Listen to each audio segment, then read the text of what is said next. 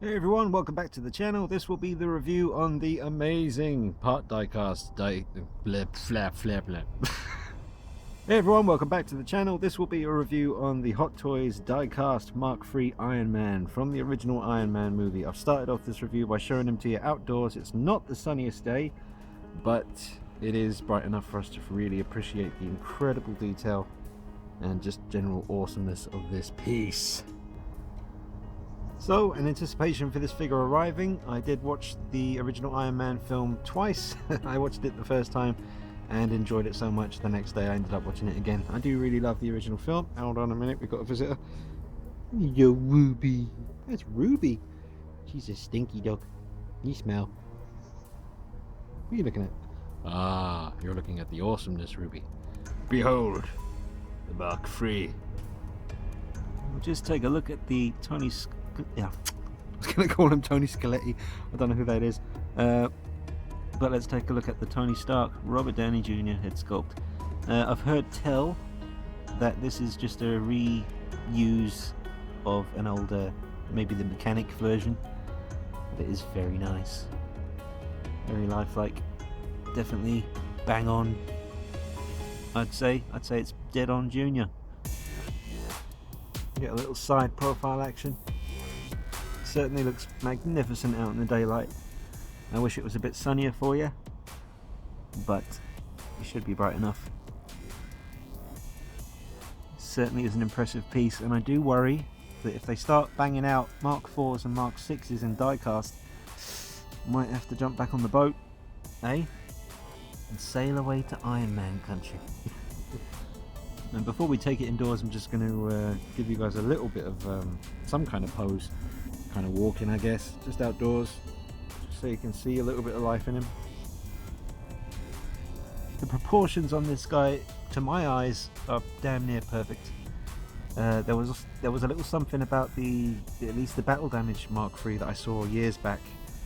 In places, it just seemed a little bit off proportion-wise, but I do think this new diecast Mark III is pretty much bang on. Maybe not exactly, but to my eyes, it's certainly a lot closer than before, and this is just because he's diecast as well. He's nice and heavy, and it feels like we've shrunk down a real Iron Man and you're holding him in your hand. Found the one bit of the garden that actually has a bit of sunlight hitting it, so I'm gonna hold him up and just let the sun hit him, give you an idea of how that daylight is affecting him. He looks lovely, and nice to show you what he's like literally being held in my hand. So gives you I mean, just holding something like this, I mean, he's really heavy. He's not the heaviest Hot Toys Iron Man. I think that might be the Mark 42, the one from Iron Man 3. I think I remember Anthony saying that was almost completely die-cast. And if that's the case, I would love to have a completely die-cast Iron Man figure now that I've had one of these. I mean, if this is... I think it's his arms and his legs that are die-cast on this one, and most of the torso is plastic. I know the head is, and the chest pieces are plastic. I don't know about under the chest. I'd have to investigate that more, but as far as I can tell, arms and legs are the die-cast part and the rest is plastic. But he's still pretty damn heavy and just looks gorgeous against those leaves. Forget about it. Such an awesome piece. Nice tread. Getting me fingerprints all over it now, but I have got myself some special gloves. I'll put them on soon. I should be wearing them now, but I was worried about them slipping out of my dabs and dropping them on the ground. That wouldn't be good, would it? Definitely a weighty figure, but he stands very well on his own. I wouldn't trust him without a base, absolutely not. You don't want to scratch this guy, but he is capable of standing, holding his own weight, holding his own. Look at that thing. I love the way they designed this to allow for all your posability without scratching paintwork. This bit all moves in conjunction with his legs. Look at that flappage. We love flaps. Who doesn't like a good flap? Eh? You can't catch me, you stupid dog. Okay, so I'll just give you a little demonstration with the articulation. They did a great job. People have mentioned the gap between the arm and the torso here. If you lift the arm up a little bit, I see in an upwards direction, you can kind of manipulate things to get rid of the gap. So that's doable. But generally, really good. Very... Oh, forgot to turn off that light on his hand. Sounds like I'm in the Amazon out here. But yeah, I would say fantastic articulation on the arms. You can do all the pulse reactor. What do you call this thing in his hand that he blasts people with? You can do those poses basically. No problem. All day long. Get a pretty good bend in his elbow, but not a double joint, I don't think. Oh wait, hang on. Maybe. No, I ain't going to push it much more than that. That's where I'm getting it to. That's where I'm going to leave it. But the as far as this part goes, you can move that all day long. Double knees. That's about as much as that's going to go. These guys move out thusly. And that's about your limit. The leg did pop off when I pushed it any more than that, and it was easy to put back on, but do be careful that his legs don't pop off. Forward about that much, back about that much. Yeah, I ain't gonna mess with him too much. He can do a fair amount of poses, but he is a little bit limited compared to other Iron Man marks. Yeah, posability is pretty damn good in his ankle, I have to say. Not so much of a, what would you call it, a pivot, where you can move it like that. But as far as this bit goes, you've got some nice front toe articulation there. Lifts up, goes down again. All these bits move to allow for movement. I haven't even lifted these up yet. I just realised this is the very first time I'm going to attempt that. Yeah. Let's have a look at his inner workings. Very nice. Look at that. And some more. I ain't going to mess with that too much, to be honest with you. I doubt I'll ever be displaying him with those flaps up.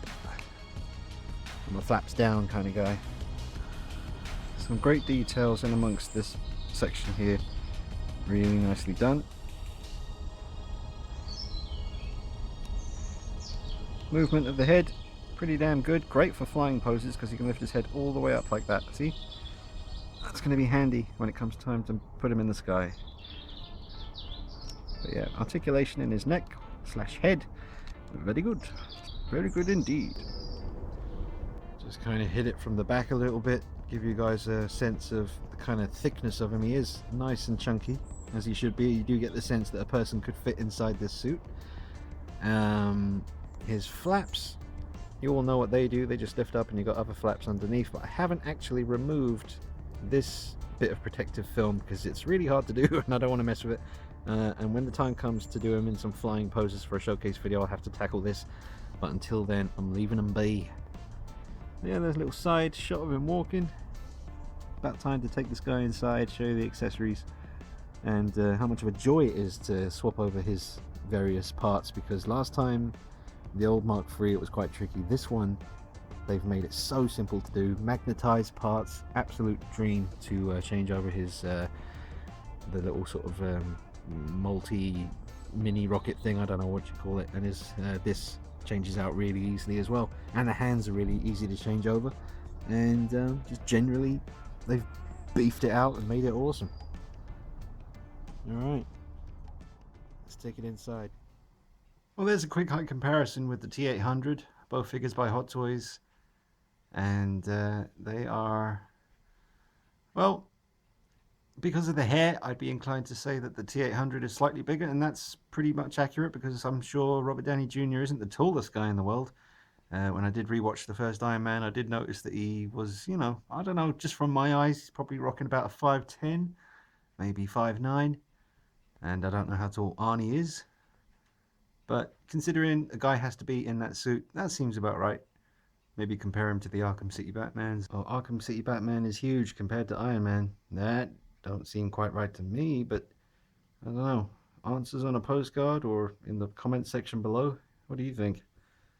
Batman is huge compared to Iron Man. Alright, just for shits and gigs, let's see how he fares next to Maleficent, who is, I'll be honest, she's standing on her base because I don't want to mess up the pose, but just take off whatever the hell size base adds from Hot Toys. She has the horns, so they're helping her height against him. But Angelina Jolie, from what I gather, is not a very tall woman, but she's not short. So Say that's kind of right. Who knows? Again, what do you think? Let me know. Give you a quick shot beside Dread. More or less the same height. Their waist is at the same level. Slightly, Dread may have a slight advantage there. Shoulders are pretty much in line with each other, but Dread's helmet seems to be adding some extra height there, but more or less they're the same size-ish. So that's Dread and the Mark III.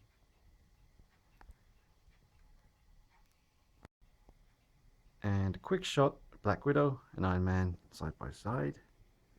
That seems a bit more, well, slightly more realistic height-wise. Maybe Scarlett Johansson is not quite that small, but that seems a little bit more realistic to me. I want to give a big shout out to Lee at The Good, The Bad and The Robots, the UK online store where you can grab all your Hot Toys figures. There's the website at the top, the number below that, everything you need to know. Get in touch with Lee Ward. He's a good dude, and he got in touch with me and let me know that he had the Mark III diecast in stock. He also had a John Matrix Commando. Had to choose between the two, and I went for the Mark III. And he's great to deal with. Got it to me really fast, and just a really cool guy. And thanks, Lee. So do check him out. UK seller, all things Hot Toys, Lee Ward, The Good, The Bad and The Robots. Well, as I mentioned in the unboxing video, the box for this figure is really attractive. It's just gorgeously designed, incredibly well executed, and does justice to the amount of money that you're paying for these things. On this occasion, the box, I'd say, is going to be just as collectible. Well, no, not just as collectible as the figure, but one of those boxes that I think people are going to remember. And just look at the multi-layered design there, just like the end credits of the movie. Alright, well, here is one of his shoulder cannon things. It's not really big enough to be called a cannon, but I can't think of what it's called, so I'm just going to call it his shoulder cannon. Comes with two of these, one for each shoulder. And see the little magnet there? Super easy to change these over. You literally just take the existing ones that are on him, lift it off, put that on. It's as simple as that. I don't even have to show you how to do it, because a baby could do it. Here is the midsection that is interchangeable to allow you to pull off the now iconic and classic looking landing pose where he punches the ground as he lands.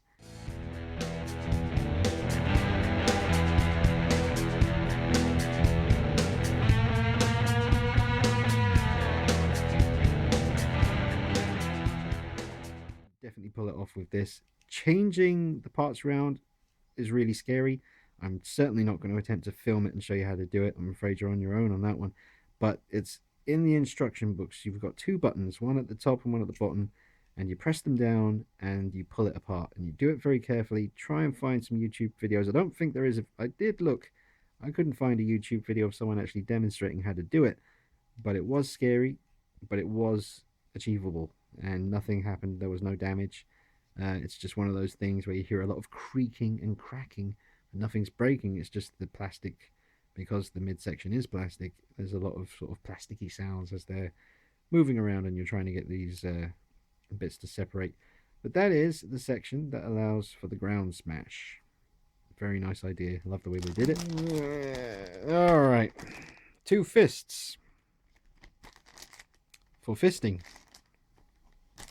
And they don't light up because they're fists. And they're just for punching poses. I use one of these for the ground punch landing pose. It's easier than trying to get those the hands with the movable fingers to clench up like a real fist. That's why they give you the fists, so you can just do that instead. Comes with two open palms, splayed hands. They do light up, and they are very nicely detailed. Great paint job, great sculpt. Very good. Vast improvement on the original. Very nice. And here we have his little rocket wrist thing that he fires at the tank. And super easy to change over. Those two little red squares there. I do remember one thing when I did swap these parts around. This, if I was doing it wrong, maybe that was the reason. But this doesn't stay in super securely. It was one of those ones where it is on there. It is on his arm, but if you poke at it too much, it will just drop off, in my experience. But still, easy to change around, and as long as you don't mess with it too much, it will hold on there just fine. Look at the detail on those little rockets. Very, very nice. Focus. There you go.